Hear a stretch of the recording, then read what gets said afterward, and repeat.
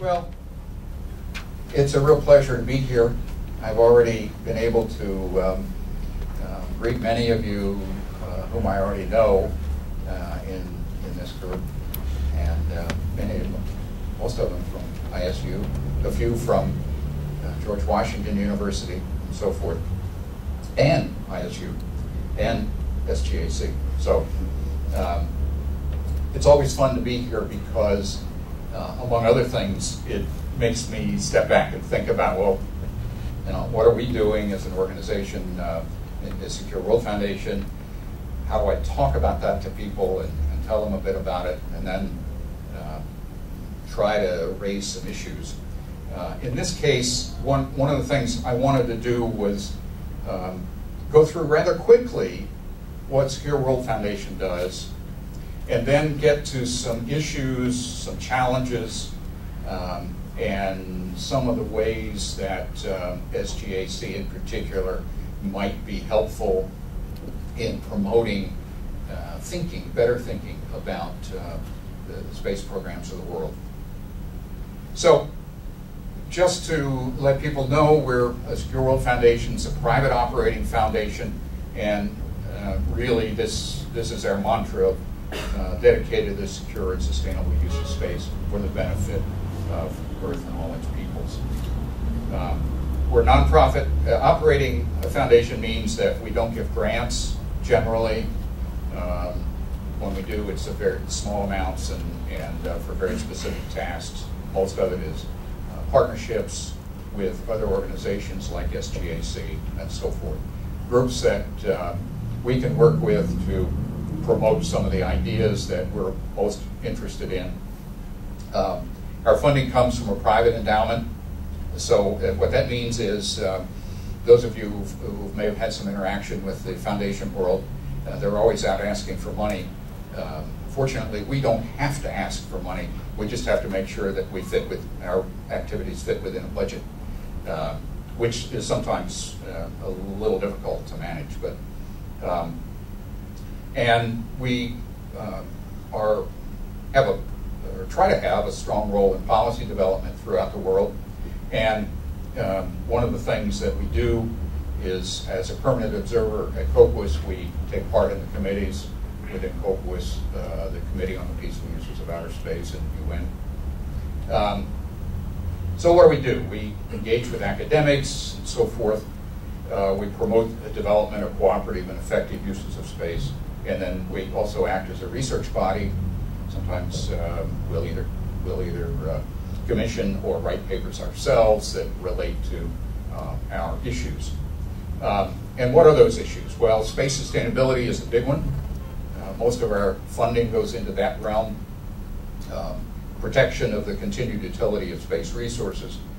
And those of you who've been watching the space community for a few years may be aware that it's only been in the last, I would say, 5, maybe 10 years that people have begun to wake up to the fact that unless we protect the space environment from debris, from the crowding in certain orbits and so forth, unless we do that, we won't have much to use at a certain point, because we will have created a situation where debris in Earth orbit is self-perpetuating and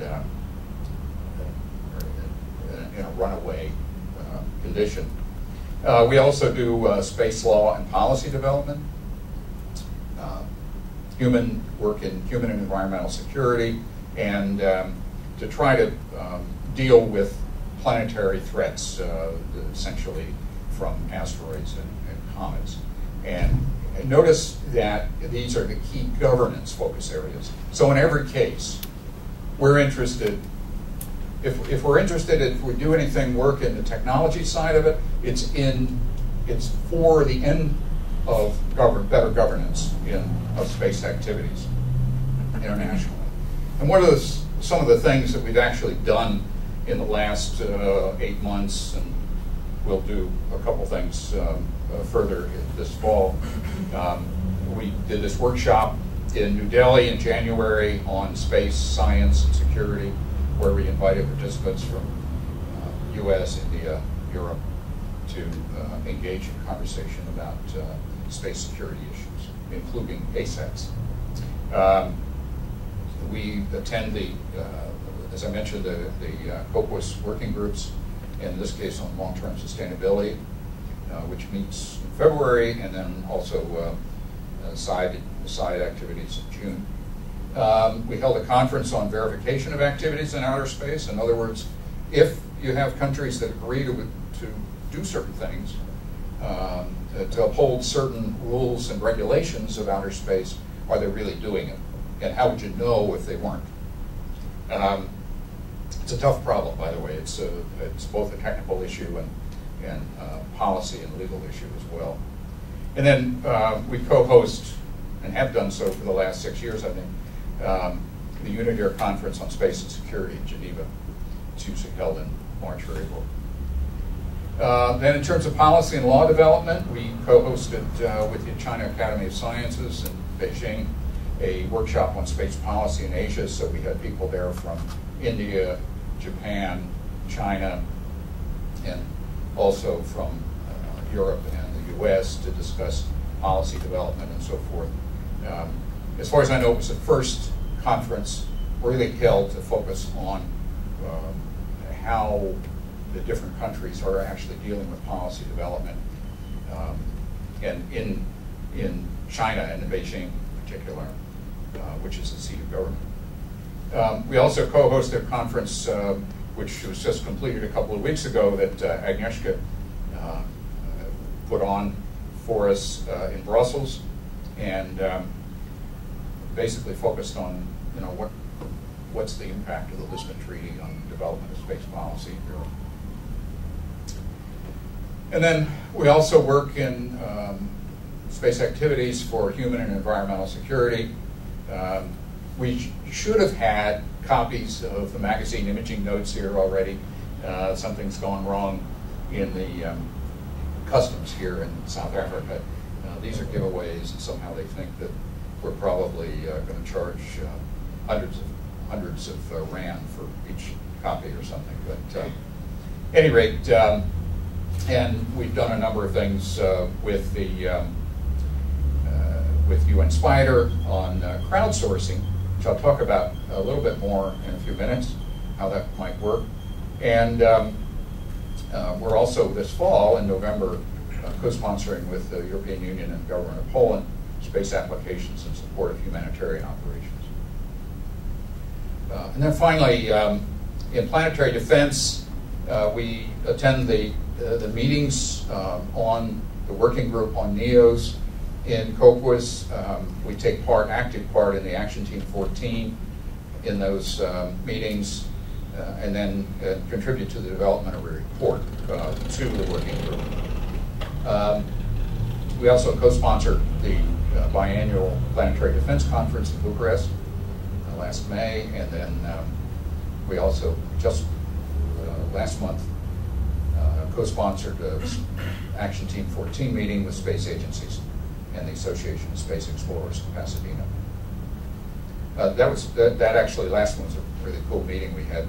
We had representative from NASA, from Canada, Canadian Space Agency, from DLR, and from ESA, and from CNES in France. So, getting to the issue of space technologies and societies, I want to talk a little bit about what some of the issues are and what some of the challenges to SGAC might be. And I do want to remind you that there's a host of information on our website, www.swfound.org, real easy to remember, or just look any one of us up on Google, and it turns out that you'll probably get near the top some mention of Secure World Foundation. So what are some of the issues that I see you facing as you think about space activities and society? One is a lack of awareness of space science and space activities among the public. I often meet people and we get to talking about, well, what do you do, and here's what I do, and here's what I do, and so forth. And people always sort of, their eyebrows go up when I mention that I work in the space arena, and I have no idea what they're thinking about at the time, but they sort of, it's obvious that, well, that's that weird subject that you have to be a space scientist to understand, or and a rocket scientist, and yet when I mention or try to probe with them, how do they use space? They have no idea. And yet, of course, they got their weather information off the telly in the morning before they set out, and most of that information comes from satellites. In the U.S. at least, some 95% of the weather prognostications for the day and the week and the month are from satellite information. Without that satellite information, our ability to look ahead would be very poor. And that's just one example. Of course, they're also not aware that often that their smartphones are linked to satellites directly through GPS and so forth. That sort of thing. So, and essentially what that means is they're not aware of the benefits that they get from the space world. And this shows up in the policy world when you get people in the case of the U.S. and the U.S. Congress, or in parliamentaries around the world, who are making decisions on funding. They can say things like, well, I don't know why I need those satellites in orbit.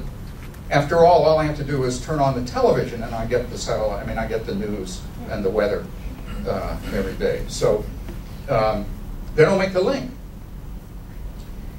And so I immediately jump to my third point. It's not just the general public, it's the lack of awareness of these benefits among policymakers generally. And then, of course, one of the other items, which is one of my pet peeves, is that the space community itself has not done itself enough good, not as much as it could, because it often doesn't follow through with the use of data from space, resources from space of various kinds, and they focus more on developing the space systems and less on the actual use. And so you see situations that happens a lot in the United States where there's a certain budget for space activities for a given project, and then what goes away in that budget line when there's a cost overrun in the development of the satellite system, what goes away is the budget for the activities after you get the satellite in orbit and are actually using it. And this is an example specifically that we've encountered from remote sensing and disaster response and recovery. There's an uncoordinated use of the data that's collected. Often the question is, does that information actually reach the end users in the local community? Can they make use of that data? There's not enough coordination, so forth. And then a lack of understanding of the suppliers of the information to the actual end user needs. Lack of data, standard data formats often. That's getting better, but it needs a lot of work. And then a slow turnaround from taking the data to providing the information when they actually do that. So what are some of the challenges that I see you face as you think through this problem? Improving awareness among the public, improving awareness among policymakers, improving the applications themselves, and then developing focused end user applications. And the neat thing is you've got a lot of tools. And one of the major tools that you've got is your own energy and resourcefulness. You know, I've watched SGAC over the years, and I see what wonderful output that we get from these projects that you all do. some ideas and so forth.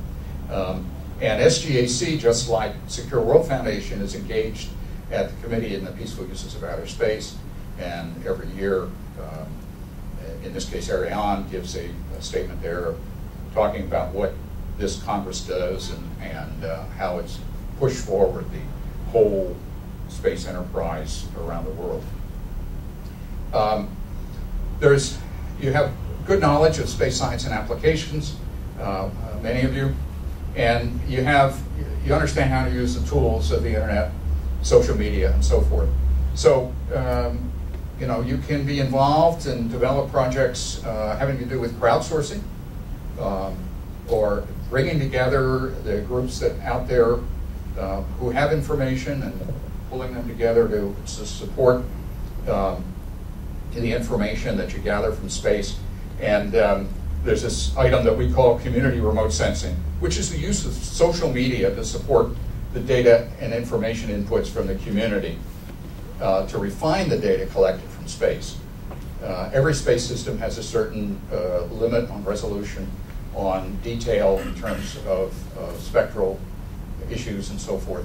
And one of the things that people are beginning to learn is how to use their smartphones, their iPads, their other tablets to gather data and to transmit it to a central location, various things, and bring that together to support that information, support the information developed through the satellites. And then, of course, as I mentioned earlier, SGAC has pretty good access to policymakers, and you can actually make your views heard. With that, I'm going to stop, because what I'd like to do is get some questions, comments going, and have a little bit of a conversation what we can do in the next 10 minutes.